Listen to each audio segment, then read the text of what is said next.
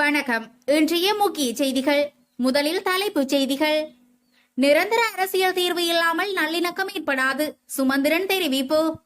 அரசு சேவைகளுக்கு ஆட்சேர்ப்பு குறித்து வெளியான முக்கிய அறிவிப்பு. காதலியை பார்க்க சென்ற இளைஞன் காட்டுக்குள் இருந்து சடலமாக மீட்பு. கட்டுநாயக்க விமான நிலையத்தில் சிக்கிய உளவாளி. சம்பந்தனை தொடர்ந்து 3 மாத காலம் மற்றும் ஒரு எம்பிக்கும் விடுமுறை. 800 கிலோ தங்கத்துடன் நடுவீதியில் கவிழ்ந்த வாகனத்தால் பரபரப்பு. அரசியல் நோக்கங்களுக்காக அபிவிருத்தியை செய்ய வேண்டாம், தேசப்பிரிய தெரிவிப்பு. காற்றாலை மின் உற்பத்தி நிலையங்களை அபிவிருத்தி செய்ய அமைச்சரவை அனுமதி. இனி விரிவான செய்திகள். நிரந்தர அரசியல் தீர்வு இல்லாமல் நல்லிணக்கம் ஏற்படாது, சுமந்திரன் தெரிவிப்பு. இலங்கையில் ஒரு நிரந்தர அரசியல் தீர்வின்றி எந்தவித நல்லிணக்கமும் ஏற்படாது என்பதை உலகத்திற்கு வெளிச்சம் போட்டு காட்டுவோம் என இலங்கை தமிழரசு கட்சியின் யாழ்ப்பாண மாவட்ட நாடாளுமன்ற உறுப்பினரும் அதிபர் சட்டத்தரணியுமான எம்.ஏ. சுமந்திரன் தெரிவித்துள்ளார்.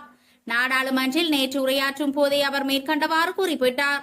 இது தொடர்பில் அவர் மேலும் தெரிவிக்கையில், இந்த மே மாதத்துடன் யுத்தம் முடிவடைந்து 15 ஆண்டுகள் நிறைவடைகின்ற நிலையில் இந்த நேரத்தில் நாடாளுமன்றத்தில் வெளிவிவகார அமைச்சரின் தலைமையில் நல்லிணக்கத்துக்கான செயலணி தொடர்பான அரசு முன்மொழியும் சட்ட மூலம் குறித்து கட்சி தலைவர்களுடன் கலந்துரையாடப்பட்டது. இதிலே நான் சொன்ன சில விடயங்களை இந்த சபையில் பதிவு செய்வது அத்தியாவசியம். அதாவது, யுத்தத்தின் இறுதி கட்டத்தில் விசேடமாகவும் மற்றும் யுத்த காலம் முழுவதும் பலவிதமான அத்துமீறல்கள் நடந்துள்ளன. உலகத்தில் நடக்கும் எந்த ஒரு யுத்தமும் சுத்தமானது கிடையாது. அதோடு சுத்தமான யுத்தம் என்று எதனையும் அழைக்கவும் முடியாது. ஆயுத போரில் அத்துமீறல்கள் நடந்தேயாகும். ஆனால் அவ்வாறாக நடக்கும் போது அதனால் பாதிக்கப்படுபவர்கள் தொடர்பில் அரசுக்கு பொறுப்பு உள்ளது. அதாவது, அத்துமீறல்கள் தொடர்பில் விசாரிப்பதில் விசேடமாக காணாமல் ஆக்கப்பட்டவர்கள் விடயத்தில் என்ன நடந்தது, யார் இதற்கு பொறுப்பு, அவர்கள் உயிருடன் இருக்கிறார்களா இல்லையா என்ற விவரங்களை உறவினர்களுக்கு தெளிவுபடுத்துவதும் அது தொடர்பில் சட்ட நடவடிக்கை எடுப்பதும் அரசின் பொறுப்பாகும். காணாமல் ஆக்கப்படுவது பலரால் செய்யப்பட்டிருக்கலாம்.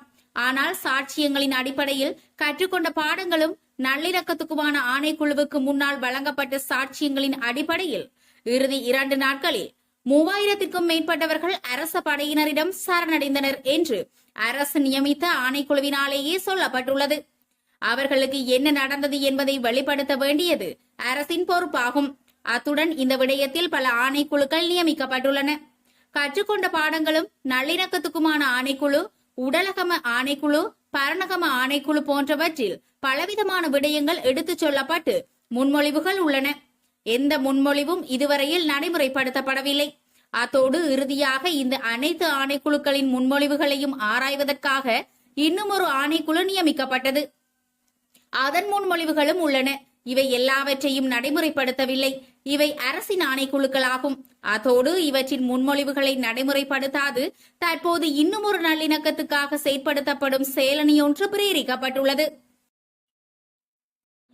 அரசு சேவைக்கு ஆட்சேர்ப்பு குறித்து வெளியான முக்கிய அறிவிப்பு. தேசிய மற்றும் மாகாண பாடசாலைகளில் நிலவும் ஆசிரியர் வெற்றிடங்களுக்கான ஆட்சேர்ப்பு நேர்காணல்கள் நடைபெற உள்ளதாக கல்வி அமைச்சு அறிவித்துள்ளது. இந்த நேர்காணல்கள் பொருளாதாரம் மற்றும் கல்வி அமைச்சின் வளாகத்தில் இடம்பெற உள்ளதாக அமைச்சு வெளியிட்டுள்ள அறிக்கையில் குறிப்பிடப்பட்டுள்ளது. நேர்காணல்கள் குறித்து அமைச்சு வெளியிட்டுள்ள அறிக்கையில் மேலும் தெரிவிக்கையில், தேசிய மற்றும் மாகாண பாடசாலைகளில் நிலவும் ஆசிரியர் வெற்றிடங்களுக்காக டிசம்பர் 12, 2021 அன்று நடைபெற்ற போட்டி பரீட்சை முடிவுகளின்படி ஆங்கில பாடம் தொடர்பான ஆட்சேர்ப்பு நேர்காணல் இடம்பெற்றுள்ளது. அதன்படி மே 10, 11, 13 மற்றும் 20 ஆகிய திகதிகளில் நேர்முக தேர்வு நடைபெறும் என்றும் கல்வி அமைச்சு அறிவித்துள்ளது. இந்த நேர்காணலுக்கான தகுதியான விண்ணப்பதாரர்களின் பெயர் பட்டியல் மற்றும் அழைப்பு கடிதம் கல்வி அமைச்சின் உத்தியோகபூர்வ இணையதளத்தில் வெளியிடப்பட்டுள்ளது.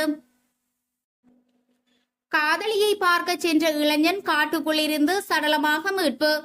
குளியாபிய பிரதேசத்தில் வசிக்கும் காதலியை பார்ப்பதற்காக சென்று காணாமல் போன இளைஞரின் சடலம் நேற்று மாதம்பே 12வது பிரதேசத்தில் கண்டுபிடிக்கப்பட்டுள்ளதாக காவல்துறையினர் தெரிவித்துள்ளனர். காடொன்றில் இருந்து சடலம் கண்டுபிடிக்கப்பட்டுள்ளதாக காவல்துறை ஊடக பேச்சாளர் பிரதி காவல்துறை மா அதிபர் சட்டத்தரணி நிகால் தல்துவ தெரிவித்தார். கடந்த ஏப்ரல் மாதம் 22ஆம் திகதி குளியாபிட்டிய இலுகேனே பிரதேசத்தில் இளைஞர் ஒருவர் காணாமல் போயுள்ளதாக கிடைத்த தகவலின் அடிப்படையில் காவல்துறையினர் விசாரணைகளை ஆரம்பித்தனர். இதன்படி தகவல்கள் கிடைக்கப்பெற்ற பகுதிகளுக்கு அமைய பல காவல்துறை குழுக்கள் விசாரணைகளை ஆரம்பித்திருந்ததுடன் குறித்த சம்பவத்தின் பின்னர் சந்தேக நபர் ஒருவர் பிரதேசத்தை விட்டு தப்பிச் சென்றிருந்தமையால் அதற்கமைய விசாரணைகள் மேற்கொள்ளப்பட்டன. குறித்த சந்தேக நபர் தனது மனைவி மற்றும் பிள்ளைகளுடன் பிரதேசத்தை விட்டு தப்பிச் சென்றிருந்த நிலையில் அவரது தாய் மற்றும் தந்தையை காவல்துறையினர் கைது செய்தனர். வெளிமடை மற்றும் கபடிபொல பிரதேசத்தில் வசிக்கும் இருவர் குற்றச் செயல்களுக்கு உதவிய சந்தேகத்தின் பேரில் கைது செய்யப்பட்டு விசாரணைக்கு உட்படுத்தப்பட்டுள்ளதாகவும் நிகால் தல்துவ தெரிவித்தார். அவர்களிடம் நடத்திய விசாரணையில் கிடைத்த தகவலின் அடிப்படையில் மற்றொரு சந்தேக நபர் கைது செய்யப்பட்டதாகவும் அவர் கூறினார். இதற்கமைய காணாமல் போன இளைஞன் படுகொலை செய்யப்பட்டதாக தெரிய வந்த போதும் அது எவ்வாறு இடம்பெற்றது அல்லது சம்பவத்துடன் தொடர்புடைய சந்தேக நபர்களை இதுவரை கண்டுபிடிக்க முடியவில்லை என அவர் கூறினார். இதற்கு மேலதிகமாக குறித்த இளைஞரை கடத்திய சம்பவம் தொடர்பில் தலைமறைவாகி இருந்த பிரதான சந்தேக நபர் நேற்று குளியாப்பிட்டிய நீதிமன்றில் முன்னிலையாகியதாகவும் இதுவரை கொலை செய்த நபர் தொடர்பில் எந்தவித தகவலும் வெளியாகவில்லை எனவும் நிகால் தல்துவ தெரிவித்தார். கட்டுநாயக்க விமான நிலையத்தில் சிக்கிய உளவாளி. இலங்கை பொது சுகாதார பரிசோதகர்கள் சங்கத்தின் பொருளாளர் ரொஷான் குமார சுட்டுக் கொல்லப்பட்ட சம்பவம் உட்பட பல கொலைகள் தொடர்பாக காவல்துறை விசாரணைகளுக்காக தேடப்பட்டு வந்த எல்பிட்டிய பிரதேசவாசி ஒருவர் துபாய் செல்வதற்காக வேறு பெயரில் கட்டுநாயக்க விமான நிலையத்திற்கு வந்தபோது கைது செய்யப்பட்டுள்ளார். போலி ஆவணம் மூலம் பெயர் மாற்றி போலி கடவுச்சீட்டை பயன்படுத்தி துபாய்க்கு தப்பிச் செல்வதற்காக கட்டுநாயக்க விமான நிலையத்திற்கு வந்தபோது தானியங்கி முக அடையாள அமைப்பு மூலம் அடையாளம் காணப்பட்ட சந்தேக நபரை குற்றப்புலனாய்வு திணைக்கள அதிகாரிகள் கைது செய்தனர். இவர் ஏல்பிட்டிய கரந்தனிய பிரதேசத்தில் வசிக்கும் 30 வயதுடையவராவார்.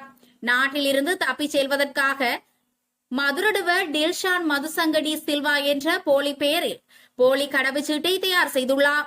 அவர் ஒருமுறை ஸ்ரீலங்கா ராணுவத்தின் கொமாண்டோ படைப்பிரிவில் பணியாற்றிவிட்டு வெளியேறியுள்ளார். பொது சுகாதார பரிசோதகர்கள் சங்கத்தின் பொருளாளரை சுட்டுக் கொள்ள உளவு பார்த்ததாக காவல்துறை விசாரணைகளில் தெரிய வந்துள்ளது. சம்பந்தனை தொடர்ந்து மற்றொரு எம்பிக்கும் 3 மாத கால விடுமுறை. களுத்துறை மாவட்ட நாடாளுமன்ற உறுப்பினர் குமார வெல்கமவுக்கு 3 மாத கால விடுமுறை வழங்குவதற்கு நேற்று நாடாளுமன்றம் அங்கீகாரம் வழங்கியுள்ளது.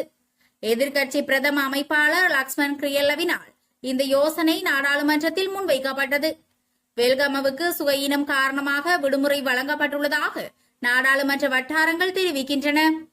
ஏற்கனவே தமிழ் தேசிய கூட்டமைப்பின் தலைவர் நாடாளுமன்ற உறுப்பினர் ரா சம்பந்தனுக்கும் சுயவீனம் காரணமாக 3 மாத கால விடுமுறை வழங்கப்பட்டுள்ளமை குறிப்பிடத்தக்கது.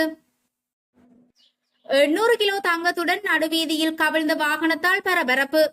தமிழகத்தில் 800 கிலோ தங்கத்துடன் சென்ற வாகனம் வீதியில் திடீரென கவிழ்ந்து விபத்துக்குள்ளானது பரபரப்பை ஏற்படுத்தியுள்ளது. கோவை மாவட்டத்தில் இருந்து சேலம் நோக்கி சென்ற வேனே இவ்வாறு விபத்துக்குள்ளானது. வளைவொன்றில் குறித்த வேன் திரும்பிய போது திடீரென சாரதியின் கட்டுப்பாட்டை இழந்து கவிழ்ந்தது. இந்த விபத்தில் சாரதி மற்றும் தனியார் பாதுகாவலர் இருவரும் காயமடைந்தனர். விபத்து குறித்து தகவலடைந்த சித்தோடு காவல்துறையினர் சம்பவ இடத்திற்கு விரைந்து வந்து காயமடைந்த இருவரையும் மீட்டு மருத்துவமனைக்கு அனுப்பி வைத்தனர். அவர்கள் இருவரிடமும் நடத்தப்பட்ட விசாரணையில் வேனில் இந்திய மதிப்பில் ரூபாய் 666 கோடி மதிப்பிலான 800 கிலோ தங்க நகைகள் இருப்பது தெரிய வந்தது. இதையடுத்து வேனை பத்திரமாக மீட்ட காவல்துறையினர் அதை காவல் நிலையத்திற்கு எடுத்துச் சென்றனர். இதைத் தொடர்ந்து வணிக வரித்துறை அதிகாரிகள் வரவழைக்கப்பட்டு நகைகளுக்கான பில்கள் அனைத்தும் ஆய்வு செய்யப்பட்டது. அதில் அனைத்து நகைகளுக்கும் பில் இருப்பது தெரிய வந்தது. இதைத் தொடர்ந்து நகைகள் அனைத்தும் மற்றொரு வாகனத்தில் துப்பாக்கி ஏந்திய காவல்துறை பாதுகாப்புடன் ஏற்றப்பட்டு சேலத்துக்கு அனுப்பி வைக்கப்பட்டது. அரசியல் நோக்கங்களுக்காக அபிவிருத்தியை செய்ய வேண்டாம், தேசப்பிரிய தெரிவிப்பு. தேர்தலை இலக்காக கொண்டே அரசாங்கம் அவசர அபிவிருத்திகளை மேற்கொண்டு வருவதாக தேர்தல்கள் ஆணைக்குழுவின் முன்னாள் தலைவர் மஹிந்த தேசப்பிரிய தெரிவித்தார்.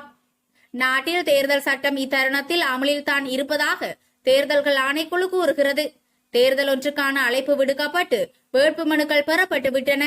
ஆனால் தேர்தல் நடைபெறவில்லை.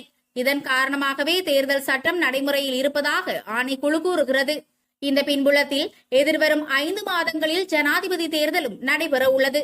இதற்கிடையில் அரசாங்கம் அவசரமாக மேற்கொள்ளும் அபிவிருத்தி பணிகளும் நிதி ஒதுக்கீடுகளும் தேர்தலை இலக்காக கொண்டதென கூறப்படுகிறது. எனது நிலைப்பாடும் அதுதான்.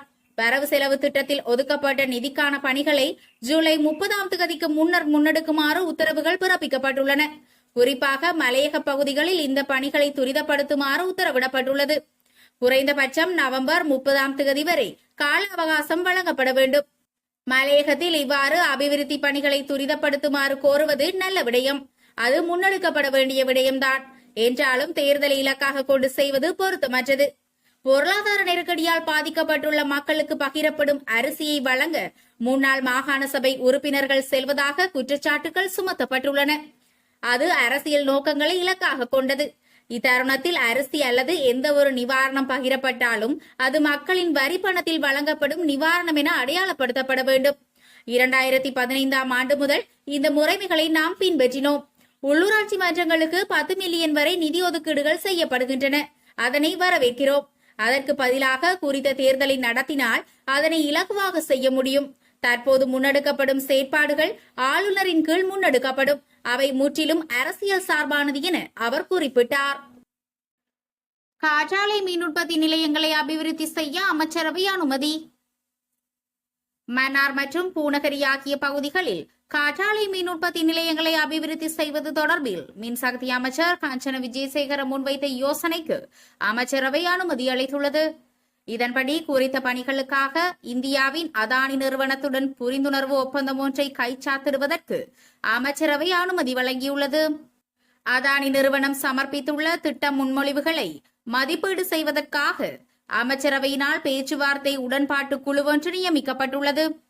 இதற்கமைய இந்த திட்டத்தின் கீழ் உற்பத்தி செய்யப்படும் 1 கிலோவாட் மின்சாரத்திற்கு $8.26 அமெரிக்க விலை நிர்ணயம் செய்யப்பட்டுள்ளது. இந்த கட்டணத்தை நாணய மாற்று விகிதத்திற்கு அமைய இலங்கை ரூபாவில் செலுத்துவதற்கு அமைச்சரவை அனுமதி அளித்துள்ளது.